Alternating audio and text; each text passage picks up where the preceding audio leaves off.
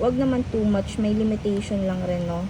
And mas pinipili mo minsan na parang mag-antay na lang ng grasya, kung ano lang yung sasabihin sa'yo, kung ano lang yung ibibigay sa'yo ng pamilya mo, kung ano lang ipapakita ng pamilya mo sa'yo, parang kontento ka na sa ganun, no? Kaya parang walang improvement, walang growth, parang kontento ka na kung saan ka, no? Andun ka pa rin sa comfort zone mo, Scorpio. Mas gusto mo pang mag-stay sa bahay kaysa makipag-tropa, makipagkaibigan, or makipag-puyatan, ano? So, hindi ko naman sinasabi na, sige, makipag-tropa ka, makipag-trauma. Dapat talaga may limitation lahat.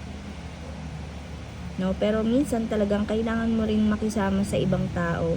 Dahil para rin yun sa personal growth mo. Okay, we have here the King of Swords. Okay, tingnan natin yung King of Swords.